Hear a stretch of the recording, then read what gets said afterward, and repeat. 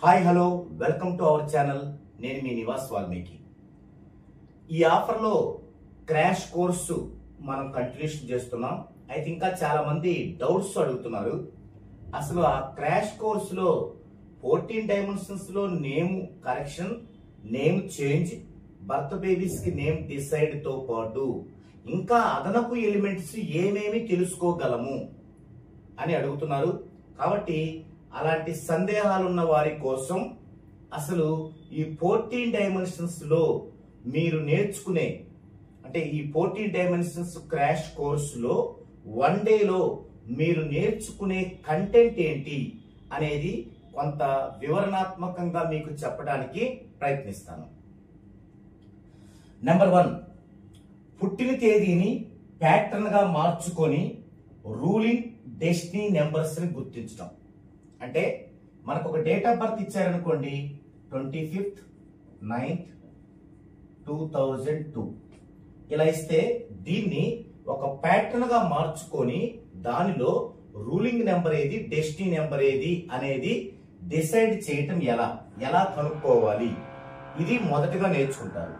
Second 1 నుండి 9 వరకు ఉన్న నంబర్స్ యొక్క మీనింగ్ ఏంటి, అంటే 1 అంటే మీనింగ్ ఏంటి, 2 అంటే మీనింగ్ ఏంటి, అంటే ఒకటో సంఖ్యలు ఉంటారు, మరి దాని మీనింగ్ ఏంటి, ఆ 1 సంఖ్య యొక్క మీనింగ్ ఏంటి, 2 సంఖ్య యొక్క మీనింగ్ ఏంటి, 3 సంఖ్య యొక్క మీనింగ్ ఏంటి, అట్లా 9 సంఖ్యల మీనింగ్స్ తెలుసుకుంటారు.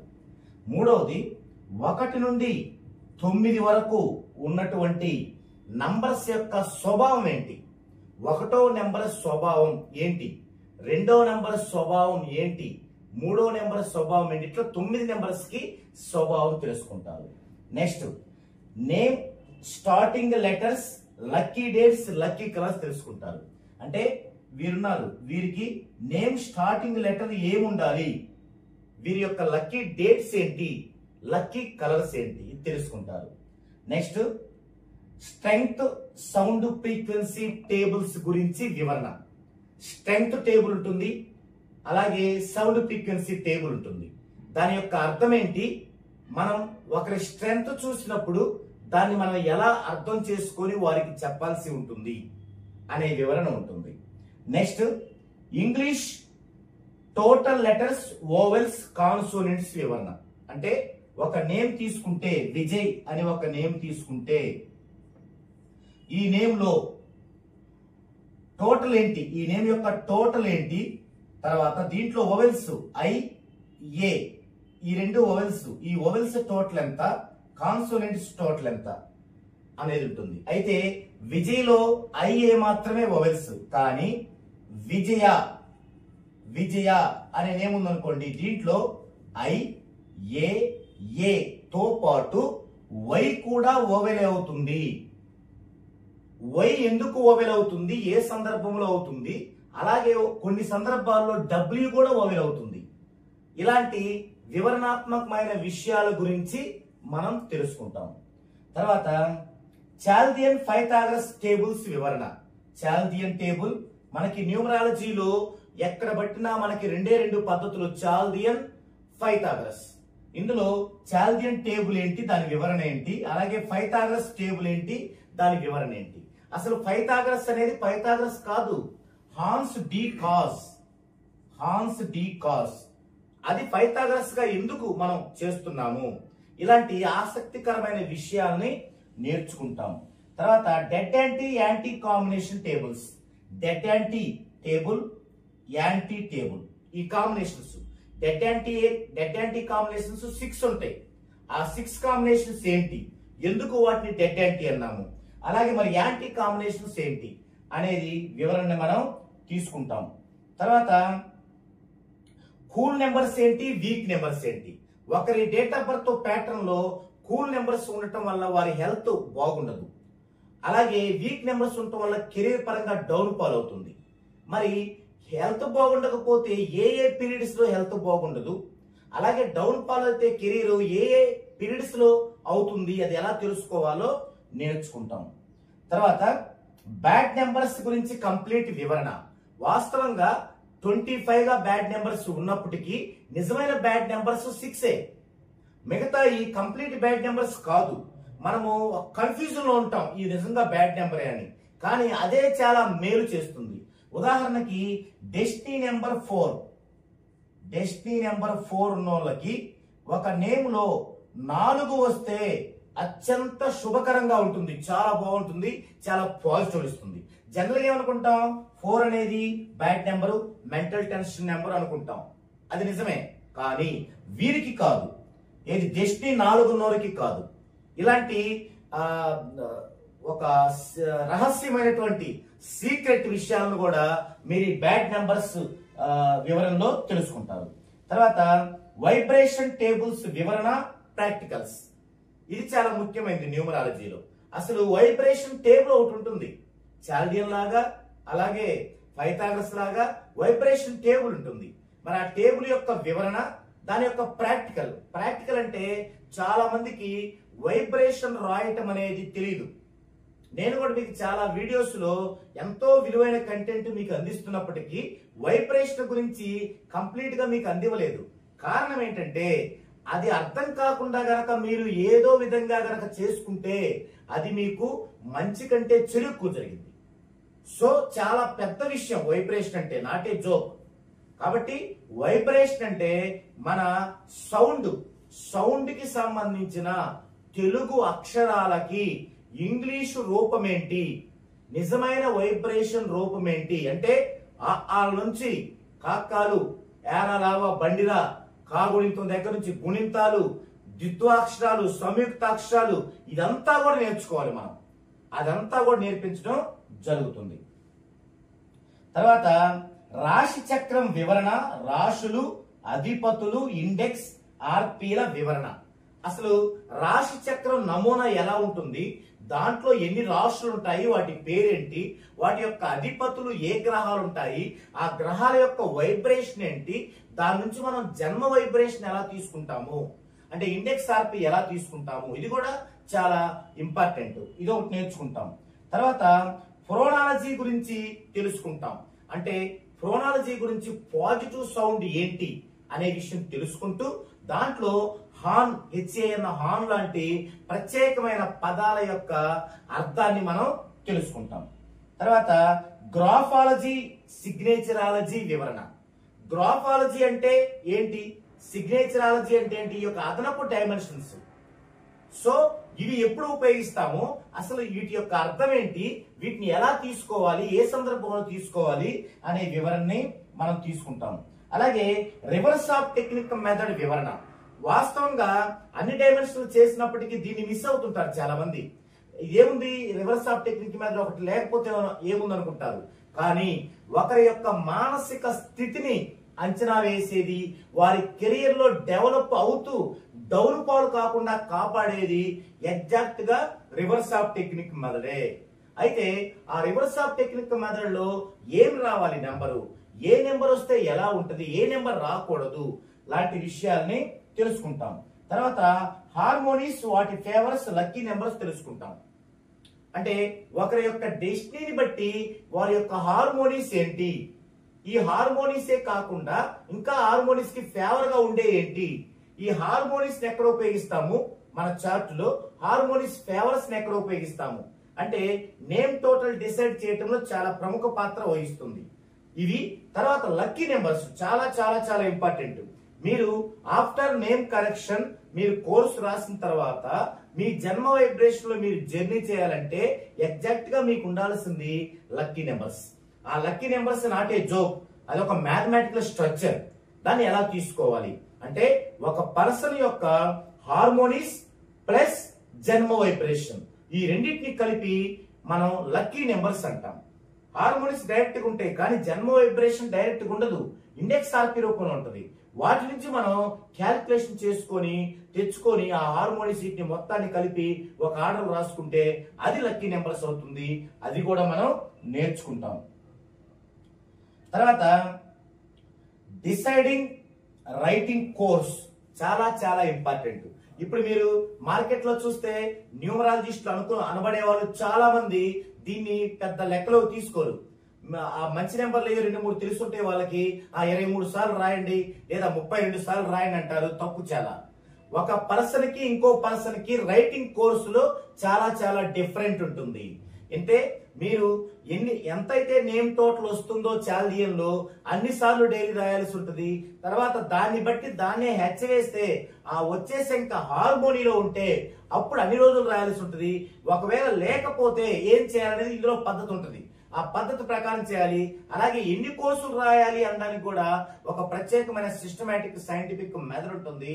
దాన్ని మీరు నేర్చుకుంటారు ఈ కోర్సులో. తర్వాత డిసైడింగ్ నేమ్ టోటల్.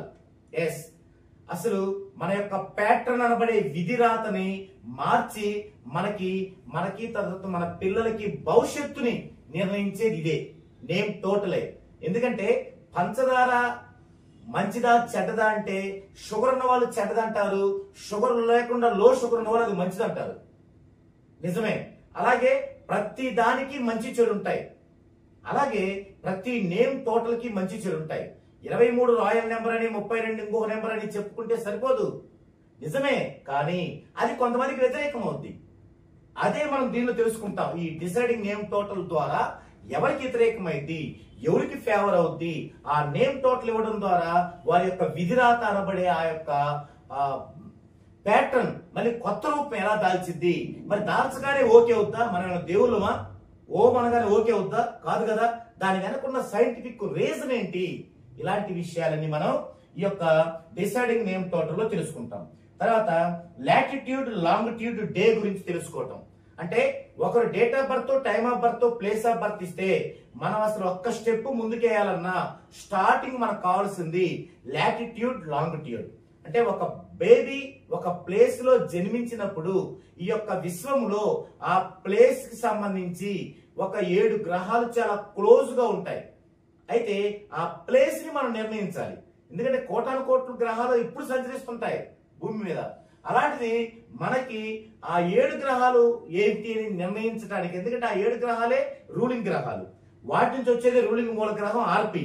ఆర్పి చాలా ప్రాముఖ్యమైనది మనకు తెలుసు జన్మ వైబ్రేషన్ లో. మరి అంత ప్రాముఖ్యమైనది మనం నిర్ణయించాలంటే ఖచ్చితంగా ఒక ఎగ్జాక్ట్ ప్లేస్ తెలియాలి. దానికే లాటిట్యూడ్ లాంగిట్యూడ్ తెలియాలి. కొన్ని మన యాప్ లో వస్తాయి పెద్ద పెద్ద సిటీలు, రాని ఉంటాయి. రాని మనం గూగుల్ క్రోమ్ లోకి వచ్చి ఎలా తీసుకోవాలి? మరి గూగుల్ క్రోమ్ లో మన యాప్ కు సరిపడేలాగా డిగ్రీలు నిమిషాల్లో ఉండవు. ఓన్లీ మొత్తం డిగ్రీలో ఉంటాయి పాయింట్లు సహా. మరి ఆ పాయింట్ తర్వాత ఉండే వాటిని నిమిషాలుగా ఎలా మార్చుకోవాలి? ఇలాంటివన్నీ కూడా మీరు దీనిలో తెలుసుకుంటారు. తర్వాత BTR, ఇది కూడా చాలా ముఖ్యమైనది. Birth time rectification. అంటే పుట్టిన టైము ఎవరికి సరిగా ఉండదు. కారణం ఏంటి? మనం సిజేరియన్ చేపిస్తే డాక్టర్ కి తల్లి బిడ్డ సేఫ్ ఉండాలనే ఉంటది కానీ ఖచ్చితంగా టైం వేయాలని ఎవరికి ఉండదు. సో సెకండ్స్ లోనే తేడా ఉంటుంది వాళ్ళు వేసేది. ఒకవేళ మనకు బాగా దగ్గర వాళ్ళండి వెయ్యాలనుకుంటే వాళ్ళు ఆ టైంకి అక్కడున్న వాల్ క్లాక్ చూస్తారు. అందులో డిఫరెన్స్ ఉండొచ్చు, వాళ్ళ చేతి గడియారంలో డిఫరెన్స్ ఉండొచ్చు. కాబట్టి మనం BTR చేయాలి. BTR లో 2 టైప్స్ ఉంటాయి. అంటే ఒక లగ్నం టైం, ఒక 2 గంటల టైంలో జరిగే BTR ని చేయటం సింపుల్. 2 గంటలకి అదనంగా ఉంటే అది వేరే, అదొక ప్రాసెస్. సో ఇందులో మీరు నేర్చుకునేది 2 గంటల తేడాతో గనక టైం ఉంటే బర్త్ టైము, దాన్ని మీరు రెక్టిఫికేషన్ చేయగలుగుతారు. అది ఎలా అనేది ఇందులో నేర్చుకుంటారు. తర్వాత KP ఆస్ట్రాలజీ యాప్ సెట్టింగ్ వివరణ. KP ఆస్ట్రాలజీ యాప్ అనగానే మనకు తెలుగులో ఉండదు, మనం కస్టమర్ కి తెలుగులో ఇవ్వాలి. మన KP ఆస్ట్రాలజీ యాప్ లో ఇప్పుడు రవి అనే గ్రహం ఉందనుకోండి, SU ఉంటుంది. తర్వాత లగ్నం అనే దగ్గర AS ఉంటుంది. మరి ఎన్ని వివరణ కావాలి మీకు? SU అంటే సన్, రవి. ఇవన్నీ మీకు డీటెయిల్డ్ గా రాసి మీకు అర్థమయ్యేలాగా వాటిని మీకు ఇవ్వడం జరుగుతుంది. తర్వాత lucky mobile number, lucky vehicle number, lucky account number, అలాగే లక్కీ హౌస్ నెంబర్. మీరు చాలా మంది చూసే ఉంటారు, వీటిలో చాలా మోసాలు జరుగుతున్నాయి. మిమ్మల్ని భయభ్రాంతులకు గురి చేస్తూ వేలు లక్షలు పెట్టి ఏదో ఒకటి అంటగడుతున్నారు ఇది లక్కీ నెంబర్ అని. దానికి ఏవేవో అర్థాలు తీస్తున్నారు. లేదు, సైంటిఫిక్ గా దీంట్లో 3 రీజన్స్ ఉంటాయి. ఆ 3 పోయింట్ ఆ ఫార్ములా ఏంటి? అదే ఫార్ములా అన్నిటి కొరకు వస్తుంది. లక్కీ నెంబర్స్ కి, లక్కీ మొబైల్ నెంబర్స్ కి, లక్కీ హౌస్ నెంబర్ కి, లక్కీ వెహికల్ నెంబర్ కి, లక్కీ అకౌంట్ నెంబర్ కి. ఇది సైంటిఫిక్ థియరీ. ఎందుకంటే మనకు తెలుసు A+B² = A² + 2AB + B². That is formula.